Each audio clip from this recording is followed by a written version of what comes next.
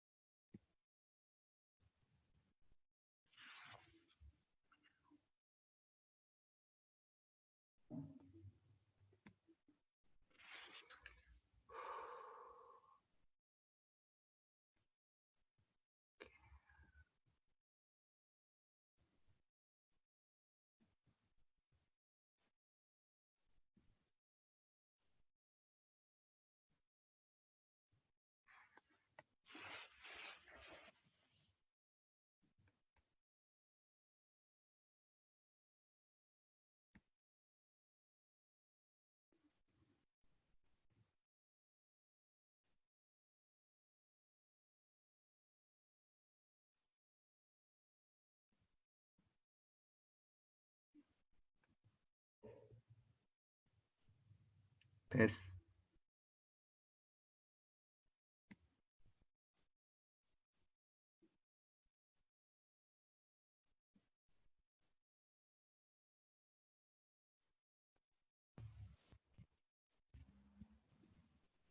Tes.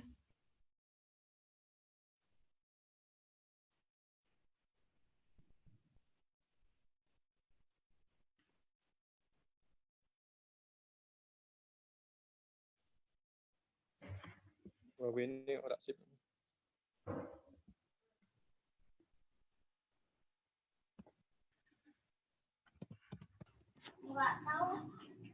Nah, udah bisa.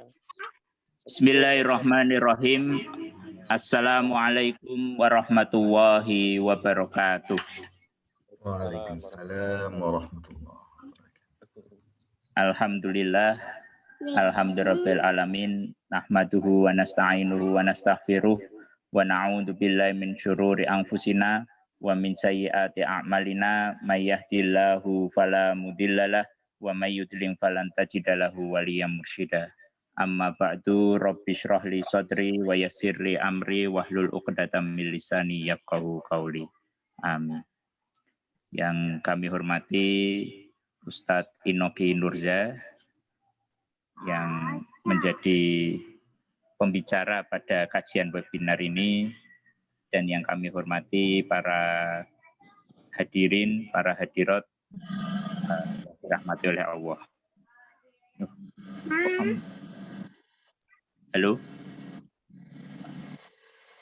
Ya, halo. Ya, halo, silahkan dilanjutkan. Oh ya, saya. Jangan Oke, dekat-dekat baik. kamera, agak jauh dari kamera.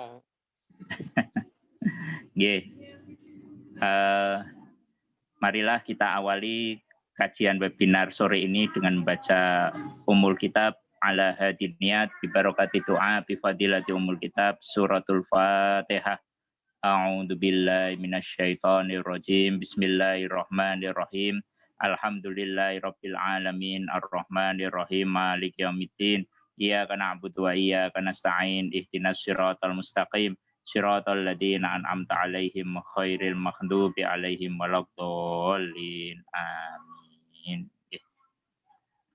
Baik, alhamdulillah telah kita baca bersama-sama suratul Fatihah. Semoga dengan pembacaan suratul Fatihah, kajian pada sore ini menjadi kajian yang penuh barokah. Untuk selanjutnya kami persilahkan kepada Ustadz Inoki Nurza untuk menyampaikan penyampaian kajian webinar pada sore ini. Kepadanya dipersilahkan.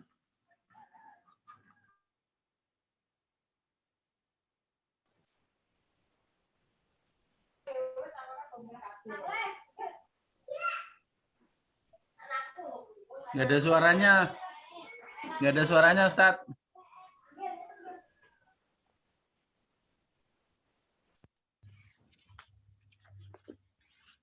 Bismillahirrahmanirrahim. Dah, alhamdulillah. Assalamualaikum warahmatullahi wabarakatuh. Waalaikumsalam warahmatullahi wabarakatuh. Terima kasih Ustadz Fakihuddin. Salam hormat Kanda Agus, Ya, alhamdulillah. Kanda Iskandar, Mas Adikis, Mbak Endang. Ini ada Fatimah juga di sini. Tangerang. Alhamdulillah. Alhamdulillahirabbil alamin. Wassalatu wassalamu ala asyrafil anbiya'i wal mursalin wa ala alihi wa ashabihi ajma'in. Amma ba'du. Kita santai aja ya.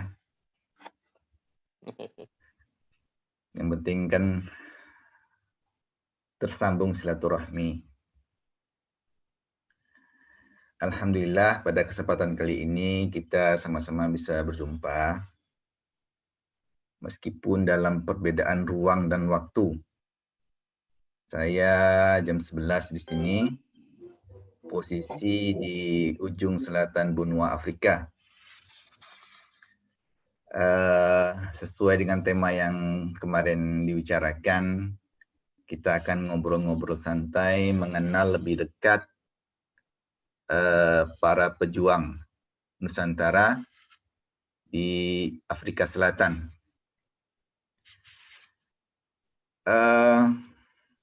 Secara kapasitas dan kapabilitas, background bukan sejarah, bukan seorang periset, tapi ini hanya sebagai ngobrolingan ya, apa yang kita tahu berkaitan dengan aulia. Saya bilang aulia karena para pejuang Nusantara yang ada di sini kebanyakan itu memang aulia dan itu sangat dihormati oleh beragam kelompok yang ada di sini, beragam komunitas masyarakat. Saya ada sebagai guidance ya, kalau ngomong udah nggak berhenti biasanya ngalur ngidur. Gimana nih share-nya Ustadz?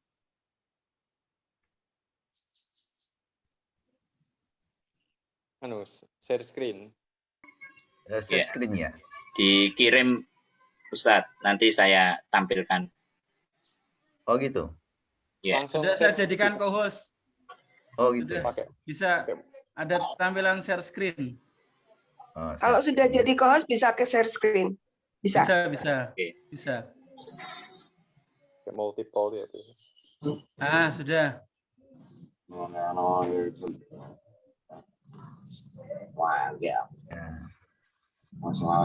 Ya, sebagai pengantar,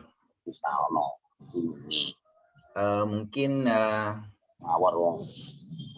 banyak dari kita yang tahu Afrika Selatan itu kok jauh sekali gitu ya.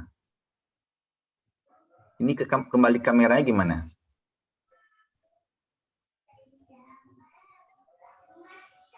Alumni gaptek.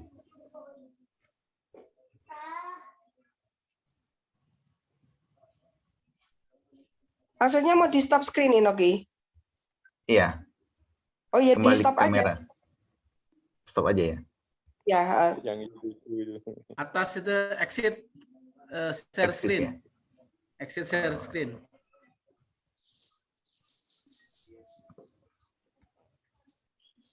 Wah, cilebut. Oke, lanjut aja nggak apa-apa. Oke, sip. Masih share screen ya? Nggak apa-apa ya. Masih.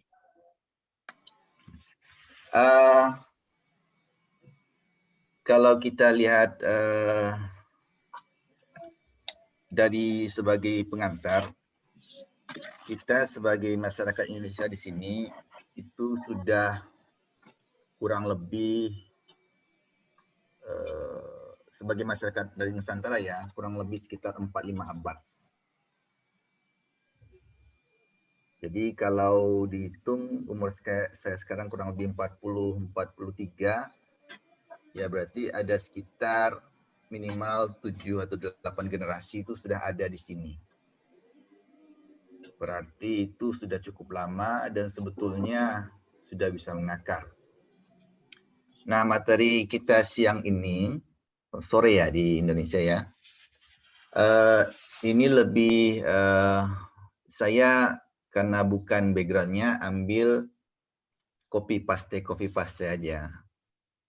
Jadi dari sumber-sumber yang ada, kita coba pahami, beberapa berbahasa Indonesia, beberapa berbahasa Inggris, ada bahasa Belanda juga, ada bahasa Arab Melayu juga sebetulnya. Karena memang minat kita di sejarah terdorong ingin tahu. Seperti, mohon saya dikoreksi ya Ustaz Agus ya. Man arafa nafsahu arafa rabbahu. Kan bilangnya begitu. Siapa yang mengenal dirinya, tentu dia akan mengenal Tuhannya. Nah, beberapa sumber yang bisa kita ekstrak dan itu tertulis, terstruktur, dan beberapa dari mereka itu adalah para saintis, para researcher, para periset. Ini ada Network of Empire. Ini orang Amerika sebetulnya. Jadi bukunya itu mengupas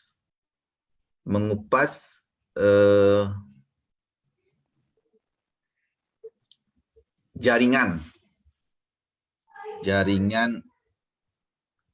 di Nusantara, khususnya yang Belanda ya, VOC.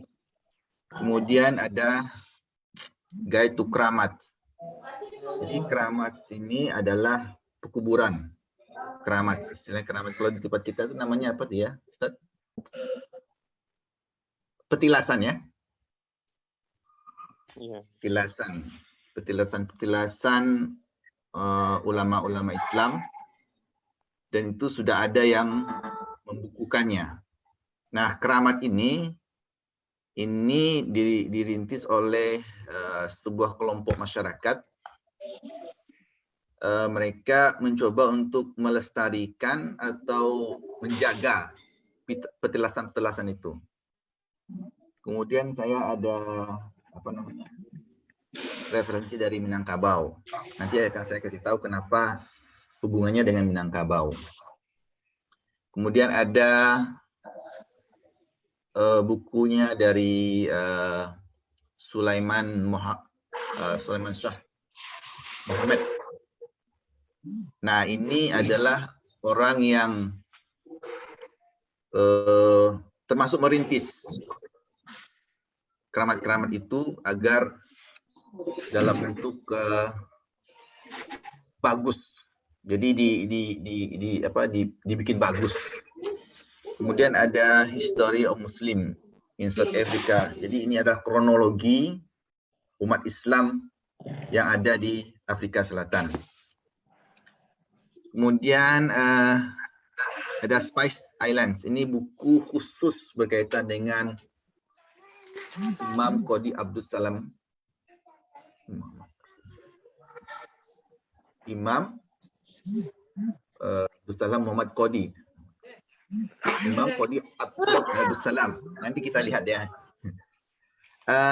Jadi dari beberapa buku ini itu akan kita lakukan pendekatan, mengenal lebih dekat para pejuang Nusantara ini. Saya pernah tahu dulu kalau di Afrika Selatan itu ada Nelson Mandela. Dan kemudian beberapa puluh tahun kemudian tahu di sini ada Syekh Yusuf. Sekarang mulai tahu sebetulnya bukan hanya Syekh Yusuf pejuang dari Nusantara yang ada di sini. Saat ini yang kita akan bicarakan kurang lebih 4 atau 5. Namun yang terdata itu sesuai dengan buku keramat ini ada sekitar 24. Nah, nanti kita bisa kupas yang tidak terdata juga ada. Karena panjangnya rentang sejarah. Lanjut. Nah, sini teman-teman bisa lihat ya. Ini ada 4 peta.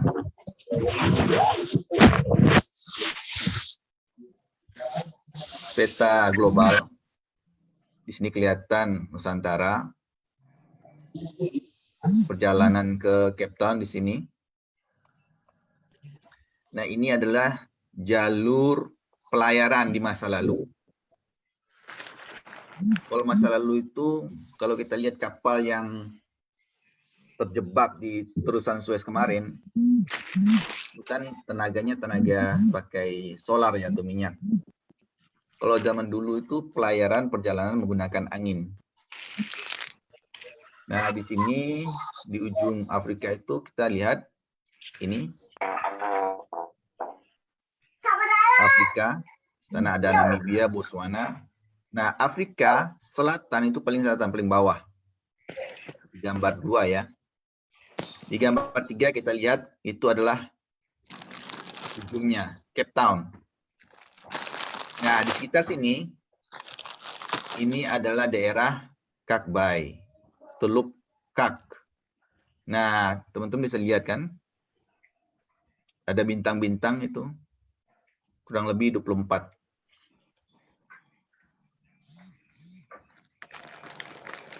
Ustaz Fakih.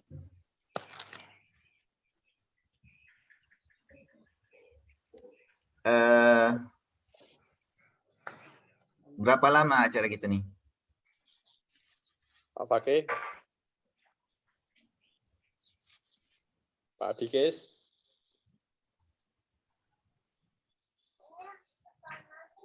Enggak ada. Unlimited sampai sholat maghrib juga boleh lah. Berapa jam itu?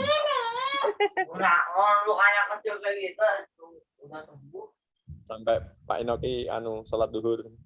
Sholat zuhur ya, insya Allah. Ya. Nah, ini pengantar. Kita akan lebih dalam lagi. Yang Pada bintang-bintang peta itu yang pertama. Bintang 24 itu keramat-keramat ya? Bintang, ya, nanti kita akan bahas, Ustaz. Ini kita masuk ke peta dulu. Ini adalah VOC Shipping Networks. Ini berdasarkan bukunya yang orang Amerika tadi. Buku yang ini, Network of Empire. Nah, di peta ini kita bisa lihat pergerakan kapal-kapal seluruh dunia, khususnya jalur kapalnya VOC. Nah, sebagai pengantar, VOC itu dibentuk awal-awal abad 1650 sekian lah, oleh sekitar 17 lords. Lords itu pangeran-pangeran, orang kaya lah masa itu, di Belanda. Dan itu pasca kemerdekaan Belanda dari Spanyol. Jadi Belanda itu di bawah jajahan Spanyol, karena Spanyol Katolik ya, kalau nggak salah ya, Katolik. Nah, Belanda ini apa namanya, punya tipologi Kristen yang berbeda. Nah, kemerdekaan Belanda dari Spanyol itu tentu sebagaimana kita tahu perlu pengakuan dari negara-negara berdaulat. Salah satu negara atau daulah yang berdaulat masa itu adalah Aceh. Jadi Prince Orange itu yang Belanda itu ngirim surat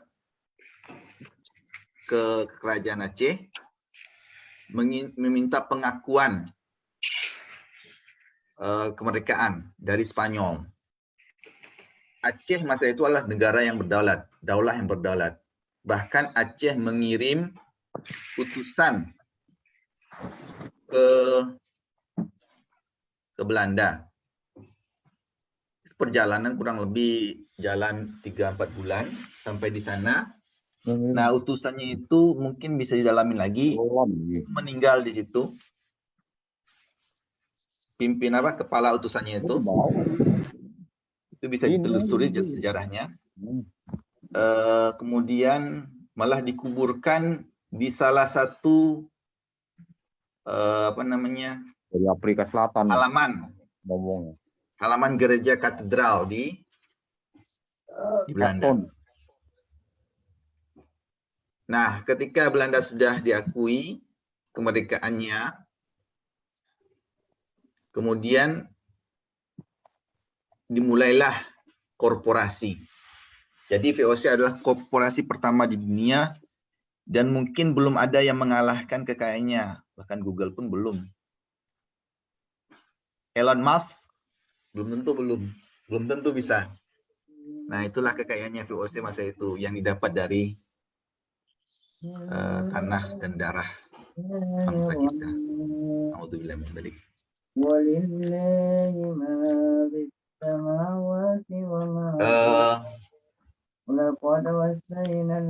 Ada catatan berkaitan dengan berapa banyak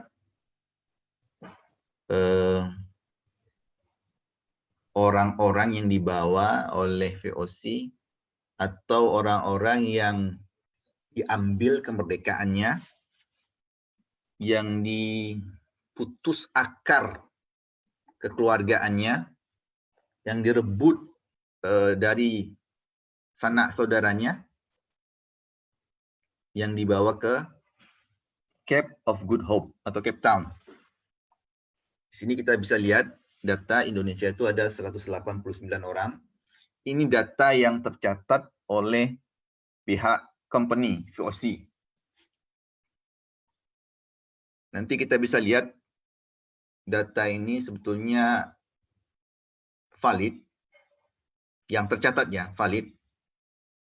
Bahkan di sini itu ada semacam kelompok studi menelusuri anak keturunan mereka, asal mereka, beberapa hampir 80% itu bisa terlacak.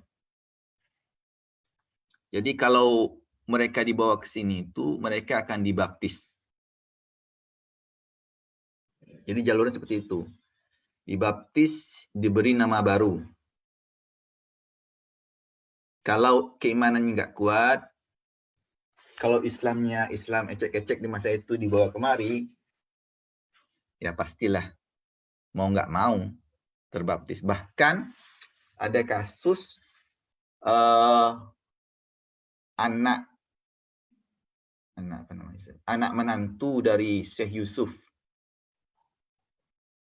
Ya, anak menantu dari Syekh Yusuf. Dia juga seorang raja, Raja Tambora.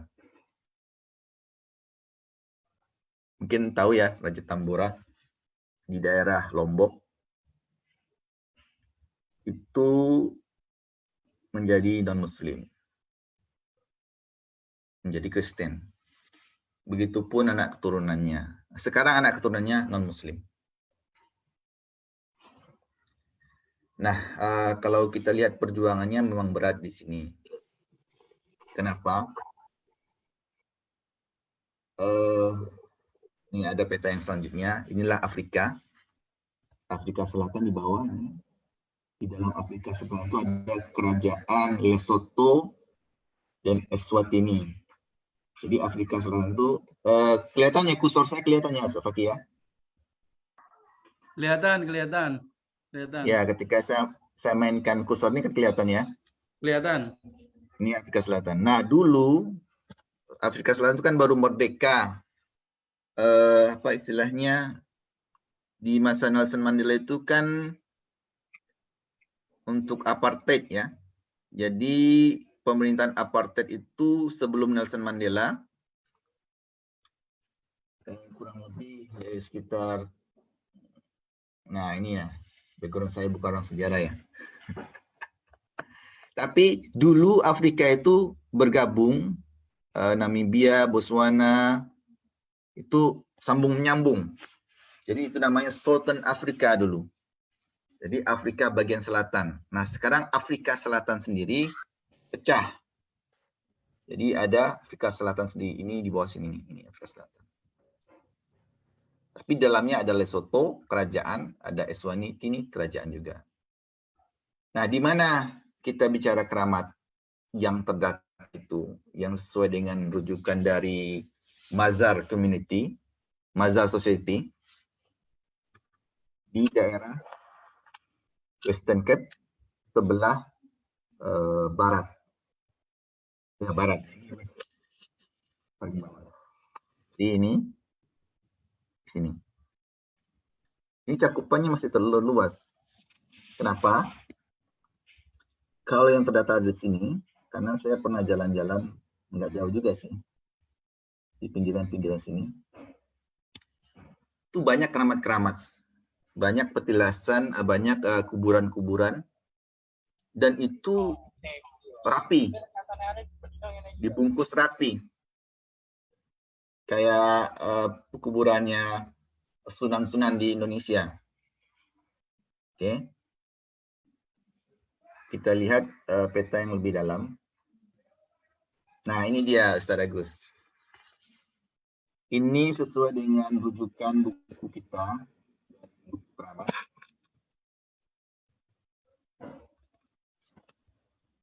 Di sini biasanya dulu ketika mereka akan masuk, kalau peradaban yang kita tahu itu pasti jalurnya, kalau sekarang kan pakai jalur udara, naik pesawat.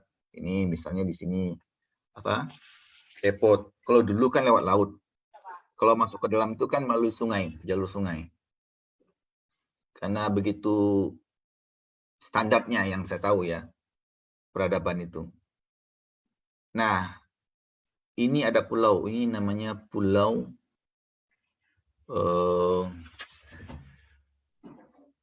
Robben Island. Robben Island ini, kalau kita lihat, kalau kapal besar itu kan nggak masuk pinggir ya. Jadi mereka stop dulu di sini. Robben Island ini dulu sudah dibuka oleh Portugis. Kemudian ketika VOC diambil alih jadi Belanda. Nah, semua orang-orang yang kita bicarakan tadi, para yang 180-an sekian tadi itu, atau ribuan orang tadi yang dari berbagai negara juga, itu jalurnya masuk mesti lewat sini dulu. Nanti dari Robben Island ke daratan, baru naik, ini standarnya, baru naik ke daratan. Nah, ada beberapa yang tidak melalui itu. Kenapa?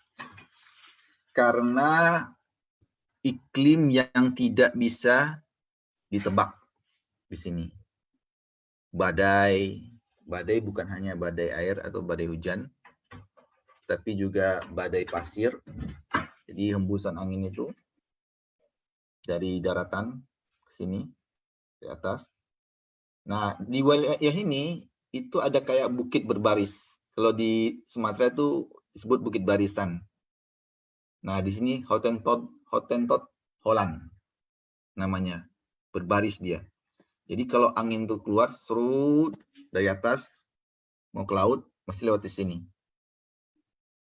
Itu nanti kalau di sini ada namanya Table Mountain. Jadi ketika angin itu naik ke atas, kelihatan tuh Table Mountain itu seperti dilingkupi oleh apa istilahnya itu, oleh selimut awan. Nah, Table Mountain itulah menjadi landscape brand image-nya Cape Town sampai sekarang.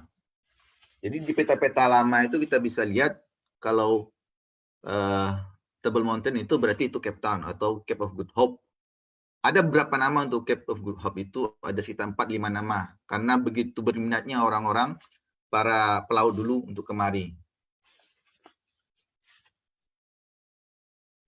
Karena mau lari kemana? Karena inilah posisi terbaik di ujung selatan benua Afrika. Oke, kita masuk ke Keramat sekarang. Ini gimana sih?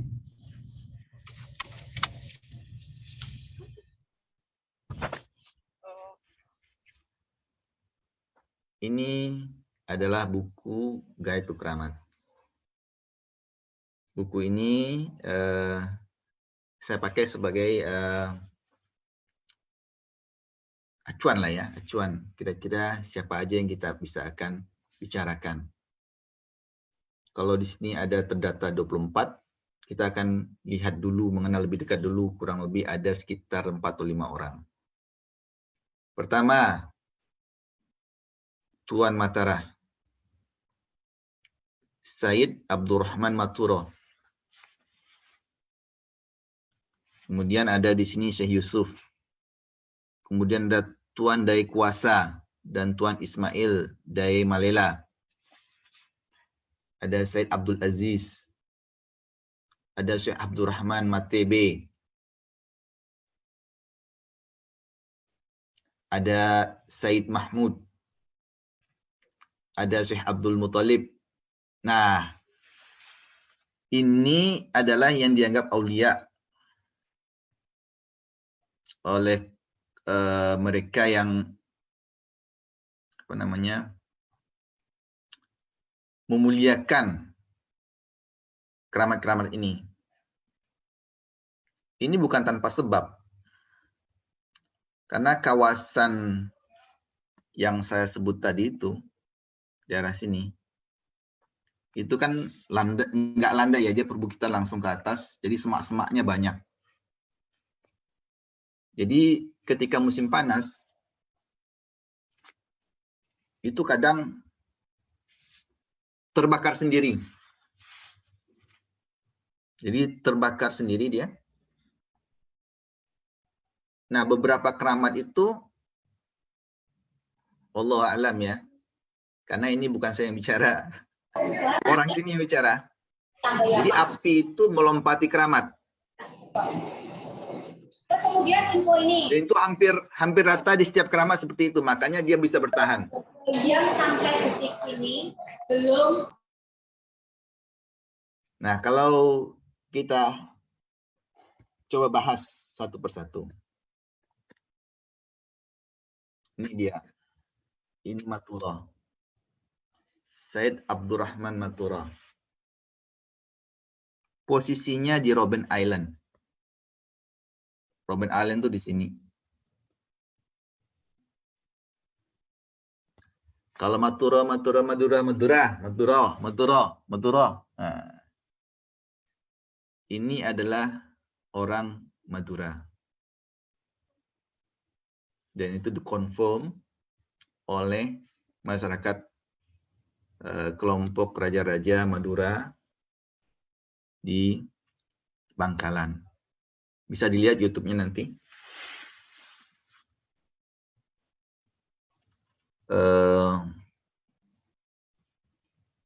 Sesuai sejarah, ini adalah Cakraningrat 4.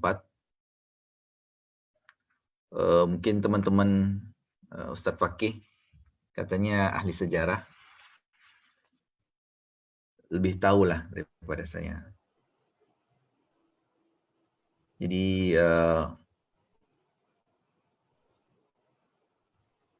di Robben Island ini adalah penjara. Jadi di masa apartheid itu adalah tempat pembuangan tahanan-tahanan politik. Salah satunya Nelson Mandela. Nelson Mandela itu termasuk yang paling sering berkeliaran di sekitar keramat yang di Robben Island ini. Bahkan terjadi perdebatan yang cukup sengit katanya antara para keturunan yang ada di Bangkalan dengan Nelson Mandela. Karena anggapannya jasad dari Cakraningrat 4 itu masih ada di sini. Tapi sesuai dari pengakuan orang-orang Trah Cakraningrat di Bangkalan, jasadnya itu sudah dibawa pulang ke Madura.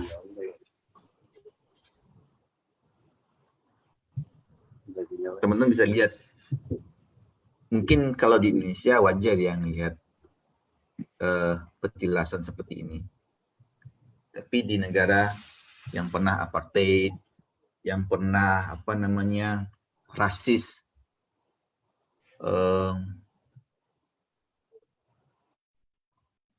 orang hitam orang berwarna itu dianiaya, dizolimi. Kalau sekarang sebaliknya, orang hitam menzolimi. Enggak lah ya, enggak lah. Nah, ini Syekh Abdurrahman Matura. Jadi beberapa dari keramat ini sudah tidak ada apa-apa dalamnya, tapi dikeramatkan saja. Yang kedua, Syekh Yusuf. Syekh Yusuf itu, ini ada ceritanya masuk ke sini itu akhir abad ke-17, 1695. Jadi kalau Maturo tadi itu kurang lebih abad 18, 1750 sekian masuk kemari. Kalau Syekh Yusuf itu kurang lebih 1 abad sebelumnya, 1695. Syekh Yusuf kita tahu adalah guru thariqah dengan berbagai ragam sanad, tapi dan juga beliau kalau bicara keramat bukan hanya di Afrika Selatan, mungkin di Jawa, di Pulau Jawa sendiri itu ada beberapa, kemudian di Sri Lanka, dan kemudian di Cape Town. Nah, sejarah Syekh Yusuf itu banyak di mana-mana. Kalau kita Google tuh sudah luar biasa. Teman-teman bisa baca. Kemudian ada Syekh Abdurrahman Matebesha. Nah, ini yang menjadi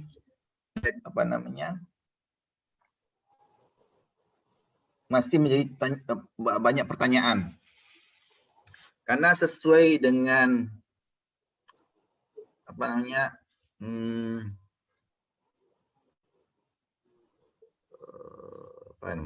ini? Prasasti. Prasasti ya Mas. Sudah mulai lupa dikit. Prasasti. Prasasti ini dibuat kurang lebih 1925 sekitar itu oleh nanti saya akan ceritakan orangnya siapa. Tadi sudah sebut tadi namanya Sulaiman Shah Muhammad. Siapa Sulaiman Shah Muhammad itu nanti kita akan bicarakan. Ini di dalam prasasti ini diceritakan pada tanggal 24 Januari 1667 sebuah kapal namanya Polsbroek meninggalkan Batavia dan mendarat di sini, maksudnya di Cape Town itu 13 Mei tahun berikutnya. Bayangkan, Januari 1667 sampai Mei 1668. Kok bisa? Nah, di situ perlu kita bicara sejak apa yang terjadi. Kalau nggak salah masa itu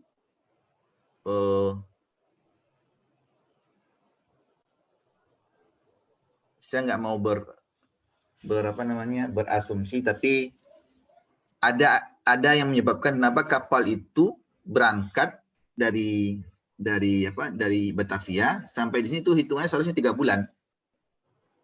Tapi sampai 3 bulan kapal itu mangkrak. Jadi nggak masuk ke daratan, nggak sampai ke Robben Island, dia mangkrak di lautan bebas itu kurang lebih setahun.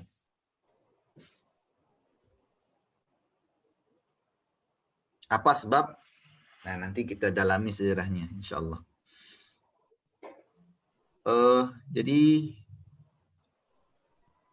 membawa 3 orang political prisoners, tahanan politik dari West Coast of Sumatra, in chain Malays.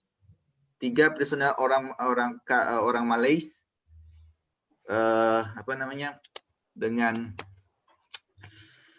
dengan rantai. Jadi orang ini dirantai saking ketakutannya dari West Coast Sumatra, dari sisi barat perairan Sumatera. Jadi kalau Pulau Sumatera itu seperti ini, ada sisi timur, ada sisi barat. Sisi timur itu bersebelahan dengan Malaysia, semenanjung Malaysia.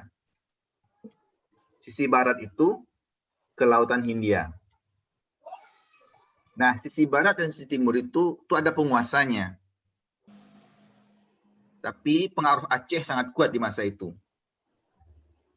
Itu kurang lebih itu masih di masa Sultan Iskandar Muda atau Iskandar Tsani, bukan, karena Iskandar Muda itu 30-an tahun. Iskandar Tsani itu cuma 5 tahun. Kemudian Iskandar Tsani ini adalah anak menantu Iskandar Muda. Iskandar Tsani meninggal, kemudian diambil alih oleh istrinya, artinya anak oleh Iskandar Muda. Nah, kemudian dari masa anak Iskandar Muda yang perempuan tadi, itu ada sekitar 4 ratu berurutan kekuasaannya oleh ratu, bukan raja. Nah, kemungkinan di masa-masa itu. Nah, ini saya ingin bilang kenapa menyambung dengan Minangkabau. Jadi cara yang lazim biasanya kita melihat event, apa yang terjadi. Karena prasasti ini, itu yang menjadi pertanyaan saya. Karena orang sini beranggapan Malays tadi adalah Malaysia. Jadi mereka beranggapan, ada beberapa dari orang sini beranggapan ini adalah penguasa Melaka, masa itu Melaka, yang diusir dan dibawa kemari. Tapi saya membawa argumentasi, ini bukan semenanjung Malaysia. Jadi bukan sisi barat semenanjung Malaysia. Jadi Melaka itu kan berada di sisi barat semenanjung Malaysia. Ini adalah sisi barat semenanjung Pulau Sumatera. 1. Yang kedua, 1667. Melaka itu sudah kosong. Jadi Melaka itu diduduki oleh Portugis di masa itu. Mulai dari 1511 sampai kurang lebih 140 tahun setelah itu. Berarti masih dalam rentang waktu itu tidak ada kerajaan Melaka di situ. Orang-orang di situ itu lari semua. Ada berapa yang dibunuh, ada yang lari ke Johor. 2. Yang ketiga, kita tahu Aceh itu menyerang, ingin mengambil alih dari Portugis, meminta bantuan Belanda. Nah, Johor berdiri di sisi Portugis, artinya Johor berseberangan dengan Aceh dan Belanda. Nah, ketika kita melihat sudah dari asumsi tadi, kemudian apa yang terjadi di sisi barat Sumatera masa itu, saya ambil dari sejarah Minangkabau. Di masa itu Belanda atau masa itu company mengirim Arupalaka dan Kapten Jongker dari Batavia untuk membumi hanguskan di pesisir barat Sumatera. Motifnya apa sih? Kenapa Belanda gak mampu mengurus pesisir barat Sumatera? Kemudian menggunakan pelarian-pelarian dari Sulawesi dan Ambon yang merupakan orang kita sendiri. Alasannya apa? Jadi itu yang terjadi di masa itu di sisi barat Sumatera. Nah, asumsi saya, kita belum tahu siapa nih Abdurrahman Matebesah ini. Tapi yang jelas dia berasal dari barat Sumatera. Yang artinya Sumatera Barat. Selanjutnya adalah Tuan Guru. Tuan Guru yang lebih dikenal sebagai Ahmad Qodi Abdus Salam.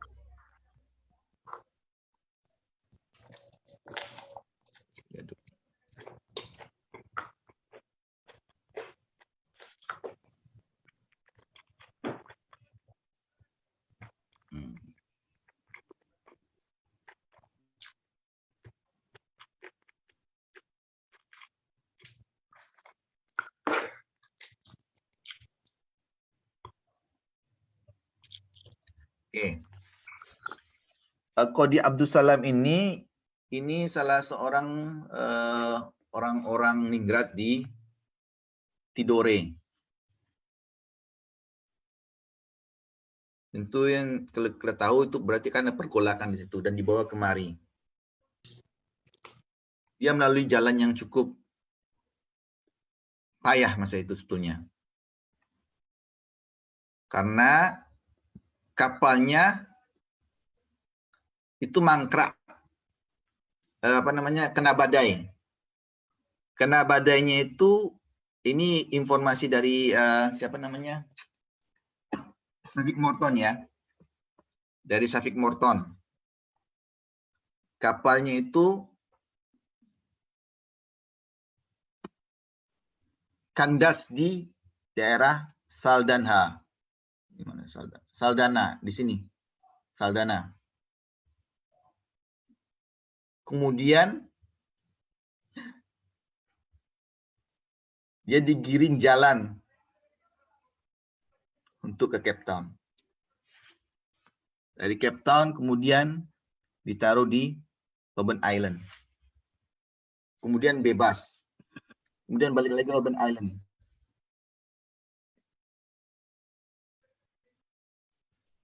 Tuan Guru atau Qodi Abdus Salam ini mendapat tempat yang luar biasa di sini, di Afrika Selatan, karena masa itu adalah Boer War. Jadi ada perang orang asli, bukan orang asli sih.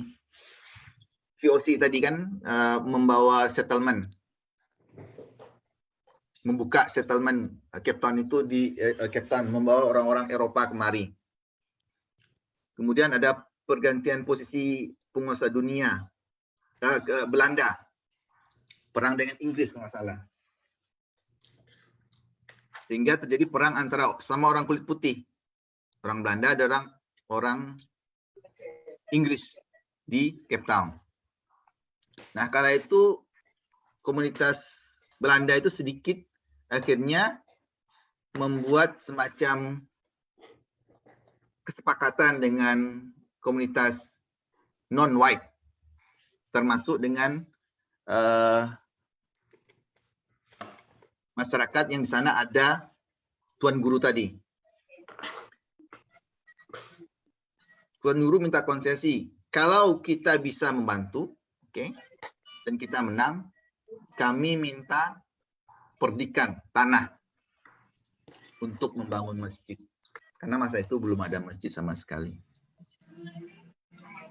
Nah, masjid itu terrealisasi tidak di masa Tuan Guru hidup. Jadi sudah meninggal, Kemudian akhirnya konsesi tadi dipenuhi dan berdirilah Masjid Awal namanya. Jadi Tuan Guru itu sangat dihormati. Kalau kita bisa lihat gambar di sini ada Nelson Mandela sedang diberi penjelasan oleh Dr. Ahmad Davis, seorang sejarawan Afrika Selatan Muslim.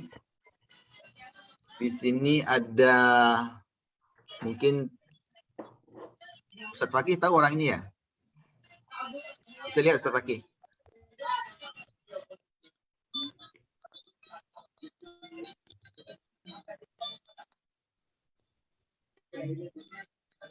Halo.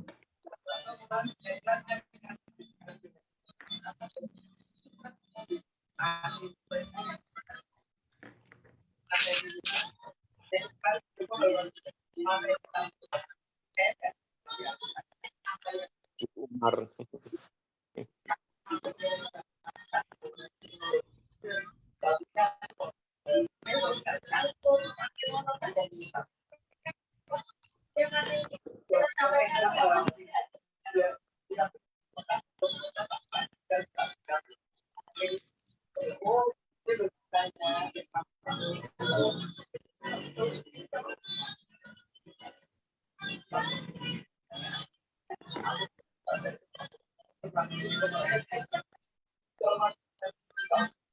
Host, minta tolong itu yang masih yang speakernya masih nyala dimatikan dulu, host.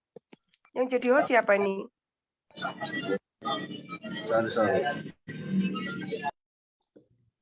Oh, berisik ganggu nih.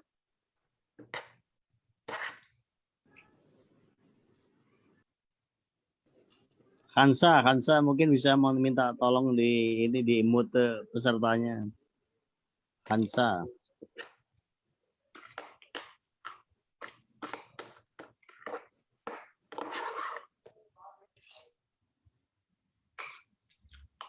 Ya, host atau co-host bisa membantu untuk dimutkan itu partisipan yang masih on speakernya.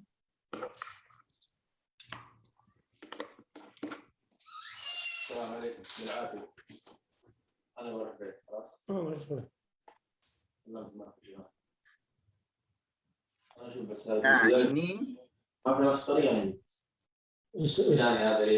mungkin bagi yang di Thariqah paham nih ya. Said Muhammad Alawi Maliki Al-Hasani. Begitu terhormatnya Tuan Guru di masa itu.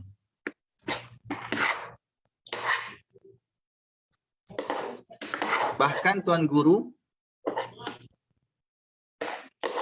menulis Al-Quran dari ingatannya. Jadi bisa jadi inilah Quran pertama di benua Afrika kala itu.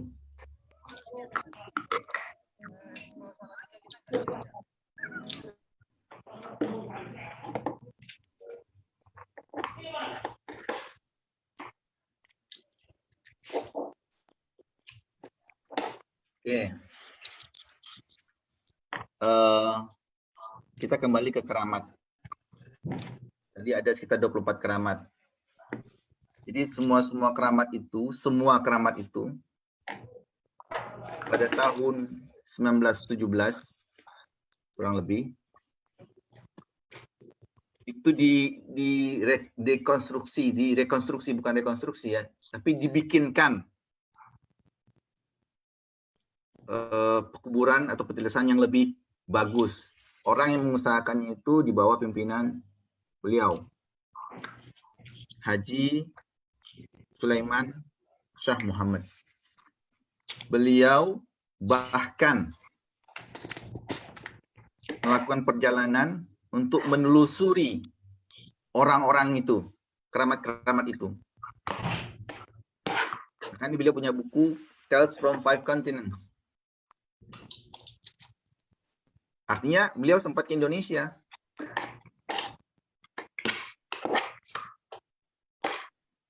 Jadi dari keramat-keramat yang beliau identifikasi itu dibikinkanlah yang bagus ya. Syekh Yusuf dibikinkan kubahnya. Wadi Abdul Salam juga dibikinkan yang bagus. Beliau ini sudah wafat 1925. Jadi di proses ini tertuliskan informasi-informasi dasar. Di sini dituliskan, these 4 memorial tablets were erected 8 years. 8 tahun setelah Perang Besar. 1927. Baik-baiknya juga dituliskan di sini, itu adalah ketika komet Halley kelihatan di London, di England. Oke.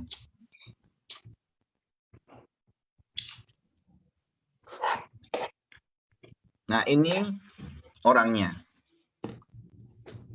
Ini adalah makam Haji Sulaiman Shah Muhammad.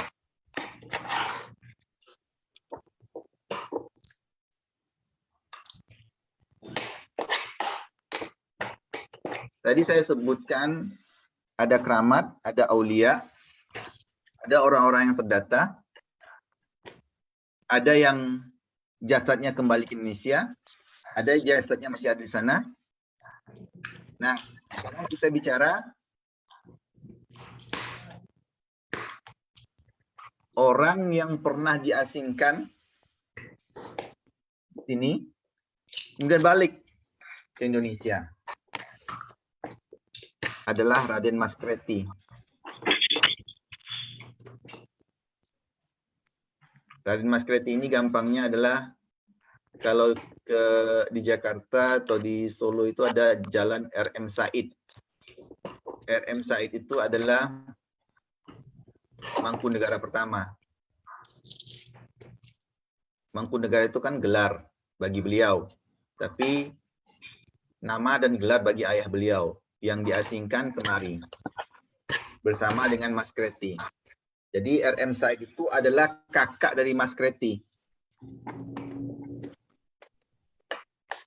Jadi teman-teman bisa nanti coba cari buku ini, bisa di-download online. Jadi adik dari RM Said itu, jadi ketika dia dibawa itu ke Sri Lanka dan ke Cape Town, jadi baru lahir berapa bulan, RM Mas Kreti ini bersama orang tuanya bersama Mas Kreti dan adik-adiknya diasingkan.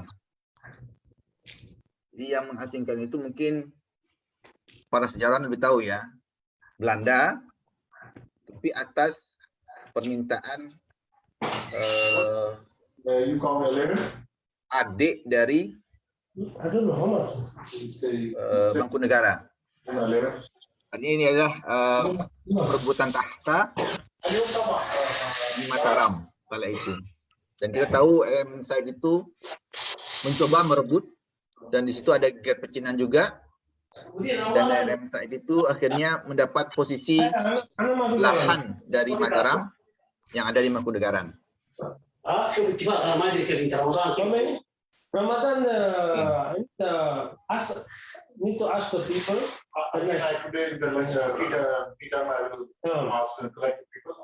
Oke, demikian ya. Ramai ini. You don't need that. No. Who call? Om Inoki, Ya, sekaligus. ada nggak informasi yang sering dibawa ke sana oleh Belanda ya? Mungkin yang baru-baru gitu ya, yang sengaja memang bikin ke sana dengan niatan dakwah gitu. Informasi seperti itu ya, Pak.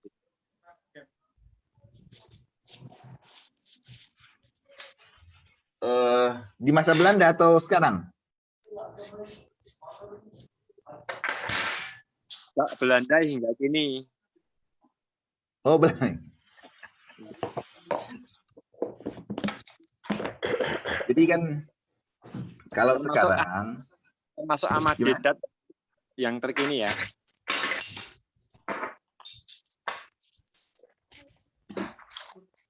Kenapa Ahmad Didat? Termasuk ya ngan ya, apa dai-dai di sana ya?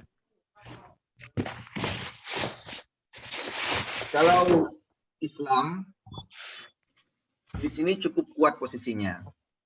Itu kelahiran dihormati asli tadi. Afrika Selatan Kenapa? ya? Kelahiran Asli sana Afrika ya? Selatan. Ya, asli. Jadi kalau boleh saya berbagi sedikit, salah satu menteri yang ada sekarang, nggak salah Menteri Perindustrian, namanya Ibrahim Patel. Itu Muslim dan merupakan keturunan dari Pangeran Ternate tadi, Pangeran Tidore tadi.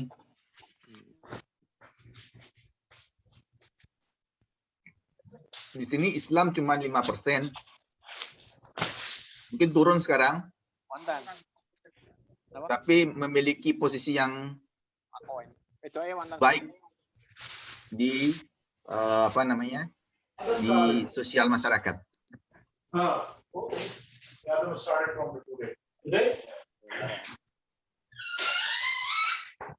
Itu saja.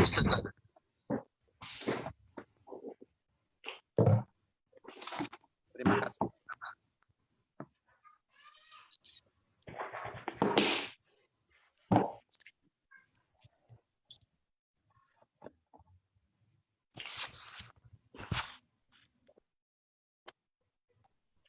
Ada pertanyaan lain?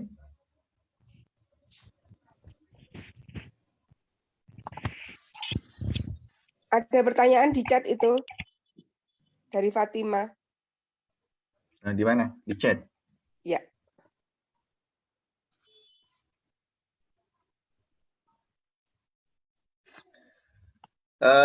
Agama di sini mayoritas Kristen. Karena Kristennya pun sekte-sektenya banyak. Sekolah-sekolah juga sekuler, tapi Kristen mendapat tempat.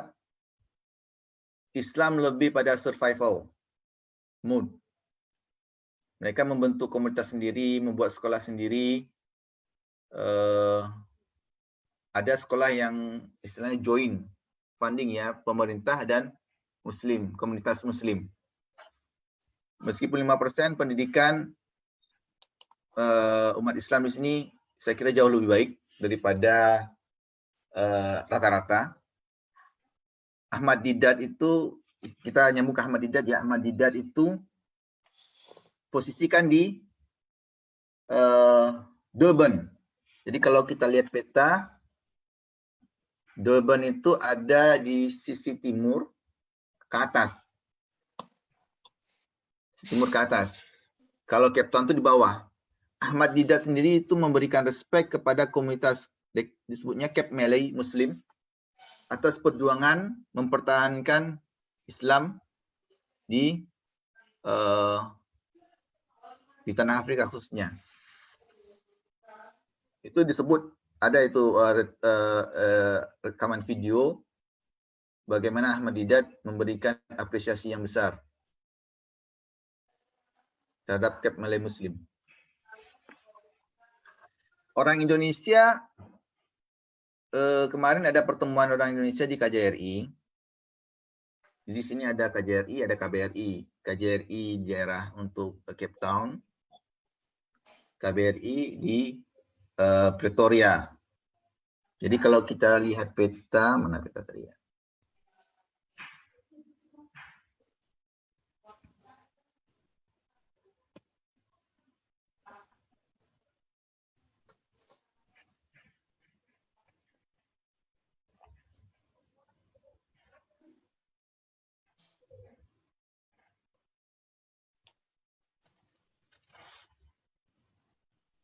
Nah, kalau kita lihat peta, Afrika Selatan itu kan di sini.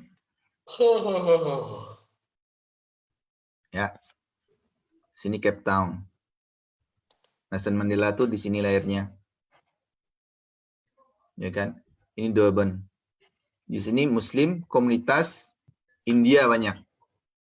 Nah, kalau kita sebut Haji Sulaiman Muhammad Shah tadi itu termasuk India, tapi ada di Cape Town. Jadi beliau itu lahir di India, kemudian merantau kemari. Sama dengan kasusnya siapa namanya itu?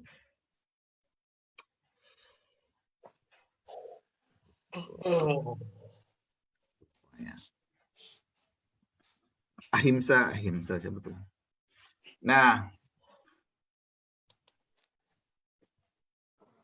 Gandhi itu pernah di Afrika Selatan. Jadi dia memahami kemanusiaan. Beliau kan lawyer, ada filmnya itu. Memahami masalah sosial dan menjadi seperti Gandhi itu karena pengalaman di Afrika Selatan. Nah, itu komunitas India. Kalau di masa apartheid itu ada hitam, ada putih, non putih. Kemudian apartheid bertransformasi. Sekarang itu kalau kita dapat ID, dapat apa KTP namanya, itu disebutkan putih, hitam, berwarna, India, white, black, colored, Indian. Itu untuk Afrika Selatan. Nah, ekonomi banyak dipegang oleh umat Muslim, oleh yang Indian. Karena India mari bukan eksodus ya, perantauannya itu kuat sekali. Jadi ketika masa area X itu adalah untuk zonasi daerah masa apartheid bertransformasi menjadi normal sekarang. Itu area-area itu dibatasi. Di sini orang kulit putih tinggal, di sini orang berwarna tinggal, di sini orang India tinggal.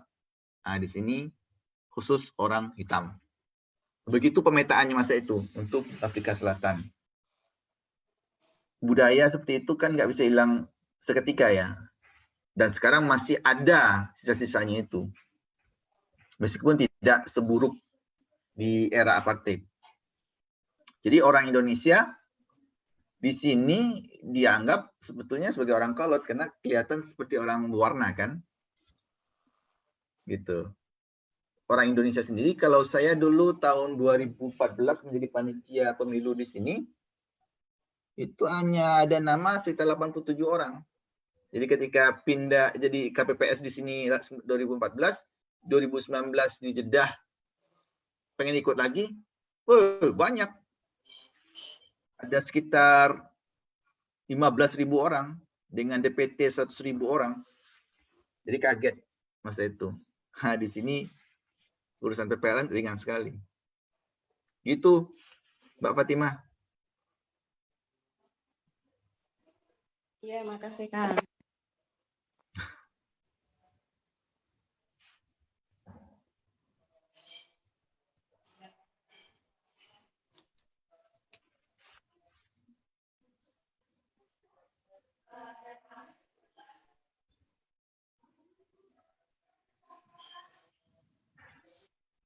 Ini Mas Wafidin ya, Kang Wafidin nanya, keberadaan pejuang Nusantara di Cape Town, apakah semua karena dibuang oleh Belanda?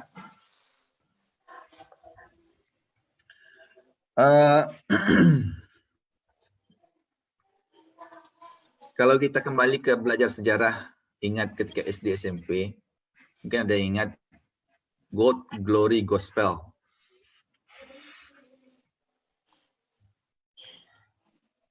Gold, Glory, Gospel. Gold emas, Glory kejayaan, Gospel agama ya bagi mereka.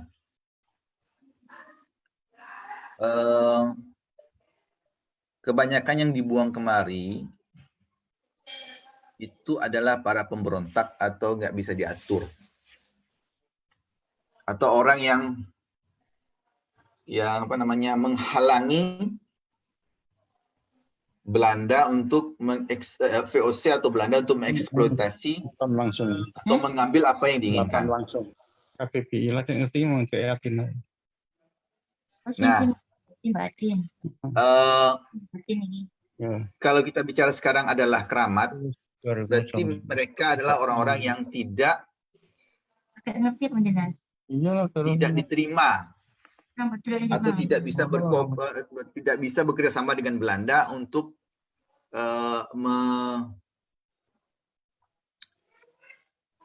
menjadikan Belanda bisa menjalankan visi dan misinya di Nusantara. Seperti contoh di Minangkabau tadi. Jadi saya itu tertarik belajar sejarah baru belakangan. Dan itu sebagai minat saja.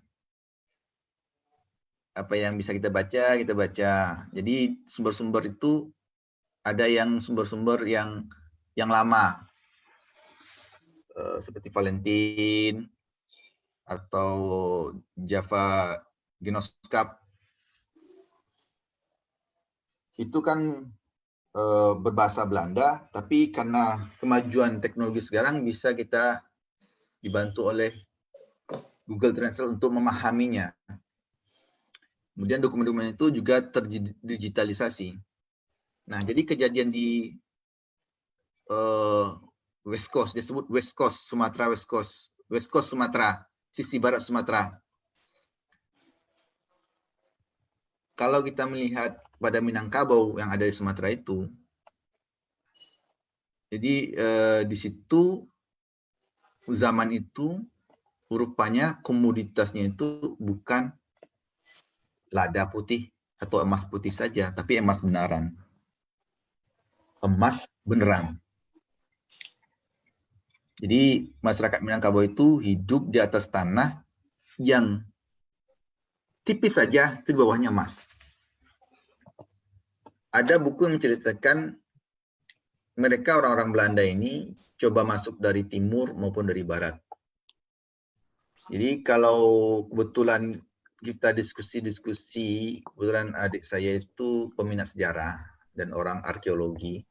Jadi ketika kita ngobrol masalah sejarah itu, kita bisa nyambung. Bahwasanya Sumatera atau Pulau Sumatera yang ada sekarang, kenapa Pagaruyung itu ada di tengah-tengah? Dulu rupanya terhubung dengan sungai ke Batanghari di sisi timur Sumatera. Jadi untuk masuk ke dalam itu lewat jalur sungai. Dan sungai itu langsung ke pelataran istana kayu ya, bukan istana batu, istana kayu. Nah, sekarang itu berbeda. Sekarang elevasi air itu kan turun. Sungai-sungai lama itu banyak yang kering. Jadi sulit untuk memahami sejarah kalau tidak tahu toponim dan topologi tanah. Itu kata beliau, kata adik saya. Dia kebetulan tugas di Museum Nasional Jakarta.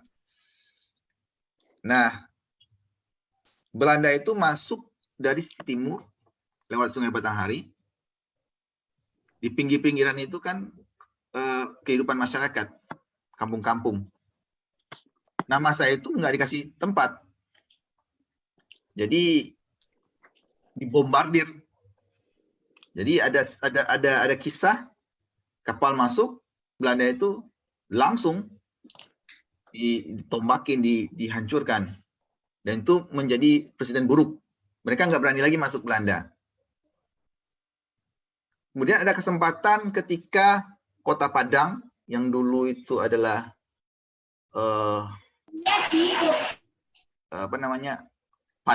padang luas ya. Itu kan air laut turun sehingga Kota Padang terbuka. Maka yang awalnya di Pulau Cingkuk akhirnya bisa masuk ke Padang melalui jalur Batang Arau. Apa yang dicari dia tuh? Akhirnya maksa-maksa Belanda masuk situ, cari emas.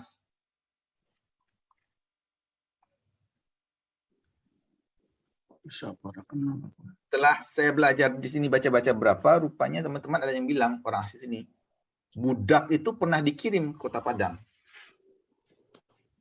Untuk apa? Untuk menggali emas. Jadi keberadaan pejuang Nusantara di Cape Town apakah semua karena dibuang oleh Belanda? Kalau dari Nusantara kebanyakan adalah para pejuang. Budak, saya nggak lihat. Mungkin tidak terdata ya. Tapi kalau kita buka-buka data itu banyak mereka ngambilnya dari melabur dari Afrika. Karena kalau di Afrika langsung turun ke bawah. Dari Kongo, dari Zimbabwe. Tapi kalau untuk dari Indonesia kebanyakan pejuang. Gitu. Ustaz Rafidin.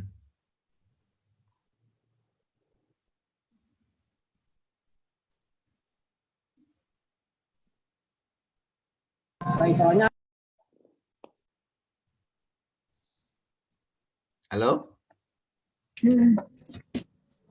Ya, Assalamualaikum, Ustadz Tinoki. Salam, Ustaz.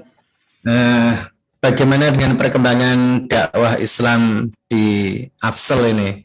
Pergerakan Islam itu warnanya bagaimana? Apakah Muslim di sana cenderung katut jadi sekuler atau mungkin gerakan-gerakan Islam juga tumbuh, misalnya kayak NU, Muhammadiyah mungkin buka cabang di sana, atau Ikhwanul Muslimin, atau Jamaah Tabligh, atau apa, gimana sana perkembangannya gitu. Terus dilihatnya bagaimana kalau pas Ramadan nggak gitu? Oke. Islam di sini meskipun komunitasnya 5%, tapi Islam cukup mengakar. Program-program jalan. Bantuan-bantuan ada. Gerakan-gerakan seperti dompet duafa itu ada di sini. Jadi banyak. Kalau warnanya, saya bisa sebut ya. Sunni ada. Tablighi ada. Bahkan Syiah ada. Kalau pernah dengar gay Muslim, naudzubillah min dzalik, ada. Perempuan menjadi imam sholat, ada. Jadi tantangan berat di sini itu, yaitu tadi freedom of speech ya. Jadi kebebasan bersuara. Bahkan sekarang kan pernikahan gay setahun atau 2 tahun yang lalu itu disahkan di sini. Sehingga komunitas gay Muslim itu kan ada yang di sini bisa melakukan hal terbuka. Tantangan yang berat di sini. Kita bisa memahami Islam secara lebih dalam itu ya ketika kita berada dalam lingkungan seperti ini. Tidak mudah memang. Jadi kalau kita bisa dengar langsung ada yang convert, ada yang apa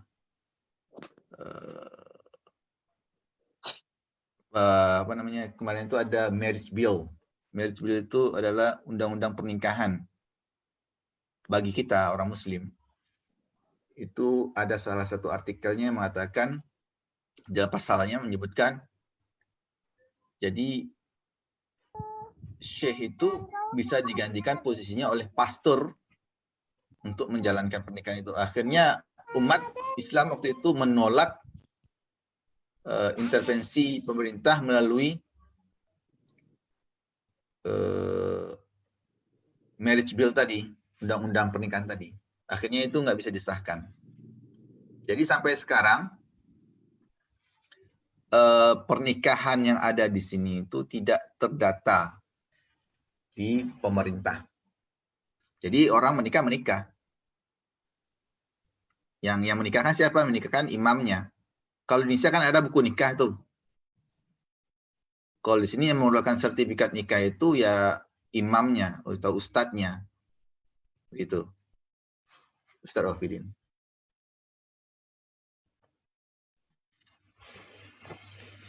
Sekarang sudah 12.21. Kurang lebih sekitar 40 menit lagi. 30 menit lah, 30 menit lagi zuhur di sini.